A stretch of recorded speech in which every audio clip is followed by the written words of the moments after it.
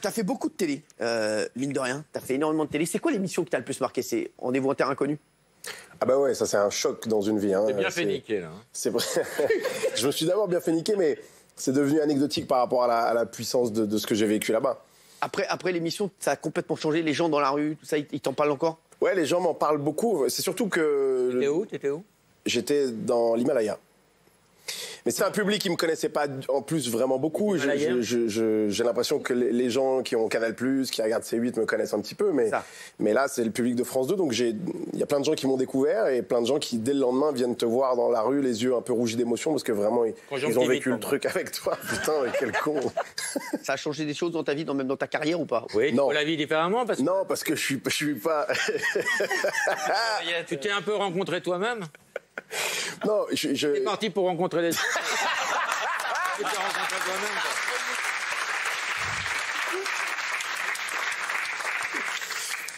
quoi. Et tu as pleuré en regardant l'émission? Tu as revu des gens de là-bas? Tu as gardé des contacts, T'as gardé contact avec Frédéric Lopez? Non, pas vraiment. Plus avec Raphaël, avec qui je suis parti, du coup. Avec, Voilà. Oui, c'est vrai. Moi, comme vous le savez, je suis pas parti avec... Ouais, c'est vrai. Mais bon, même avec Frédéric, parce qu'il y avait vous aviez fait un truc où genre vous étiez fâché, mais pas du tout en fait. Et je sais que c'est lui qui t'avait appelé à la base pour que tu fasses l'émission. Oui. Donc il a mis en scène sa fin d'émission et ce que j'ai compris. Mais ça a permis. Ça m'a permis, moi, de faire un lâcher-prise supplémentaire. Un seul être vous manque. Ça reste un beau souvenir. Oui. Non, ça reste un souvenir incroyable. T'es plus dans l'oreillette. T'es plus dans l'oreillette. Ah, pardon. Tu comprends ça? Pardon.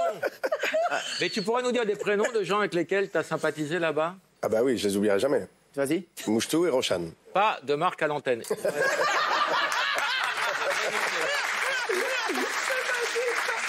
regarder un extrait. On va revoir un extrait, Franck. T'aimes bien revoir des extraits de cette émission? J'aime bien revoir des extraits des émissions en général. Regardez, c'est pas... C'est dur de se quitter. J'ai compris des choses essentielles avec vous tous. Alors, merci de nous avoir accueillis. Je vous oublierai jamais. Et bonne chance.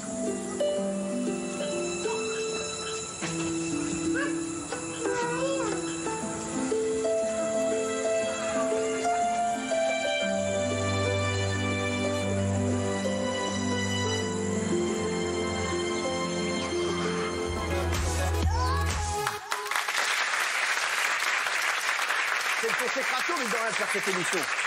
Quand on fait cette émission, mine de rien, Franck, ça veut dire qu'on est très populaire. Pour toi, c'est un... T'as fait combien de prises pour les adieux? J'ai pas du tout... je vais faire comme ça. Non, mais j'ai toujours eu conscience de la chance que j'avais que Fred me propose de faire cette émission. Mais c'est vrai que quand t'es là-bas et que tu vis ça, t'oublies que tout ça, c'était une émission de télé. Moi, j'ai vécu un truc... Et cet enfant, après, qui putain, est né, t'as des nouvelles? Le petit qui n'a pas de papa, comment tu vois l'avenir? T'as envie d'y retourner ou pas? Oui. Pour écoute, reconnaître l'enfant.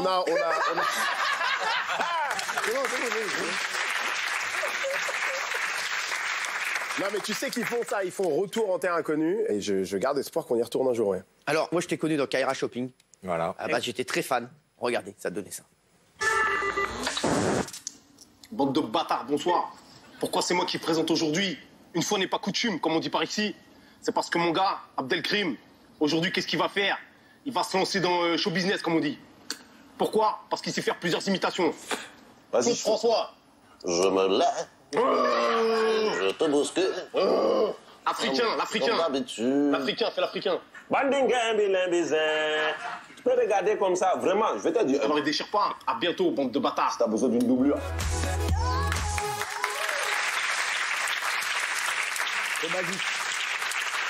Après, il y a eu Pattaya aussi. Pattaya, je me rappelle où tu prends une grosse gifle. Et est-ce que tu te rappelles, on avait fait une émission ensemble qui s'appelait Le Gros Show. Je me rappelle très bien. Et t'avais pris une autre fleugie. Regardez. Claque de cinéma. Vas-y. Claque de Plus belle la vie après cinéma. On va voir. On va voir. C'est d'abord. Alors, allez-y. Mais t'as aucune raison de faire ça violemment, donc ça va se faire gentiment. Ouais, tranquillement. Très bien. Ça va, La France, je pense que comme les téléspectateurs, là je me dis, il y a eu une embrouille avant l'émission, il y a eu un truc. Non, c'est vraiment par plaisir. Hein. Non, non. Moi, je sais pourquoi elle l'a giflé. Pourquoi? À cause du retour en avion. Qu'est-ce qu'il y a eu? Il y a eu un problème au retour d'avion, en Corse. C'est quoi cette histoire? Il y a eu un aller somptueux et un retour difficile. Quand vous êtes allé en Corse avec Sabrina? Oui. Et au retour, il y a eu un problème? Oui. Il est passé de jet privé à EasyJet. Tu veux en parler, Franck? Il est très... J'ai l'impression qu'il a des doses qu'on n'a pas. Ouais. Mais excuse-moi, toi, t'es devenu le nouvel Ardisson. Oui. Je m'appelle Laurent Baflic. T'enquête. C'est ouf, Oui, frérot. Alors, on va le laisser réfléchir s'il veut nous raconter cette anecdote. Non, mais je l'ai raconté, voilà. Il a tout fait pour lui en mettre plein la vue à l'aller et puis tout au retour, quoi. Jet privé, EasyJet. Ah ouais? Non. Si. Non. Attention, j'ai d'autres dossiers, hein. Ah, alors, Mais pourquoi? Mais je trouve ça très beau, moi. c'est vrai, moi aussi. Je trouve ça très beau de montrer qu'on peut être riche et pauvre dans le même voyage. Le même voyage. On peut être un prince charmant et une grosse merde dans le même délire. J'ai pas de... Non, bon, oui, je dis pas. Tu veux réfléchir? Tu veux que je te laisse? Non, mais c'était un truc de dispo. Et au retour, oui, ben, j'ai l'impression que toi, tu as appelé que des ennemis, hein, pas d'amis, toi, pour avoir ce dossier-là. Pas d'amis. Eh, Franck, t'as fait toutes mes émissions. T'as même Oui. fait un New Night Show avec moi sur Canal+. Oui. Et tu m'avais ramené à Noir. Regarde.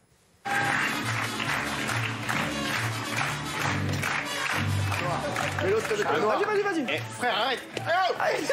Attends, frérot. Arrête.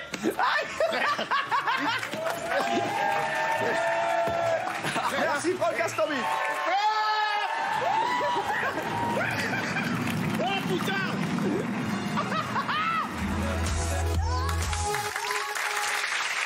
T'avais fait la New Night Show avec moi. C'est une émission qui n'a jamais été diffusée, ça là. Ouais. Donc je vais t'offrir le DVD. Merci. Voilà, donc c'est pour moi. Après, je me suis dit, parce que c'était Ripou ou c'est Non, pourquoi non, pas du tout. Je vais te dire pourquoi on n'a jamais diffusé l'émission. Je vais te dire parce qu'à un moment, tu fais un appel, on appelle Arthur. Et c'était très compliqué de couper parce qu'on avait fait parler de ça pendant toute l'émission. En fait, est-ce que tu te rappelles de ce qui s'était passé? Ah oui, très bien. En fait, parce que Franck avait appelé Arthur, il lui avait laissé un message un petit peu chaud. Et derrière, comme on en avait parlé pendant toute l'émission et qu'on ne pouvait plus passer l'appel, on a dû jeter l'émission. Et il paraît qu'il y a un dossier sur cette émission que je faisais sur Canal+. J'avais fait une dizaine de numéros. C'est quoi le dossier? Non, en fait, je me rappelle que tu m'as mis dans une situation très embarrassante, comme ça t'arrive assez souvent.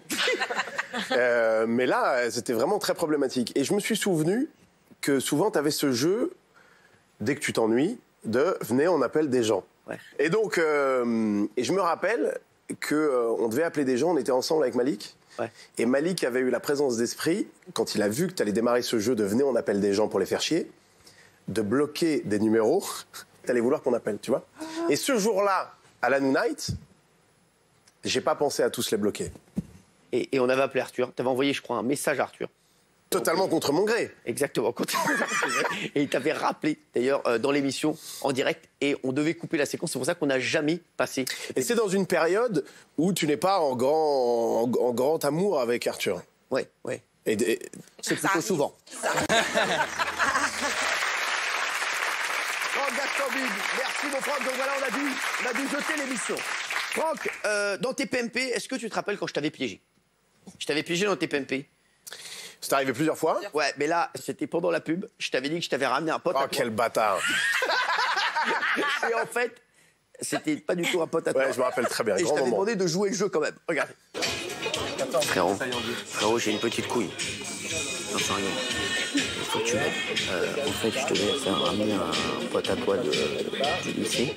En fait, c'était ta surprise. Et en fait, le gars est pas venu. Donc on a pris un comédien, en fait, là, ils m'ont dit, qui va se faire passer bon gars. Mais arrête. Mais arrête. Mais arrête. Mais quoi?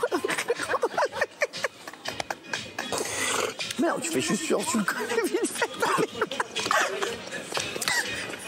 Si je te dis Ludovic, Oui. est-ce que ça t'évoque quelque chose? C'est possible, oui.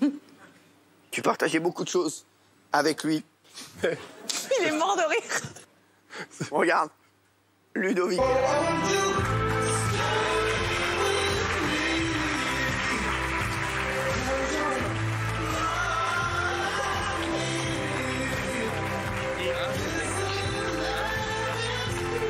Alors, Ça fait combien de temps que vous n'êtes pas vu? Non, je te suis pas sur ça.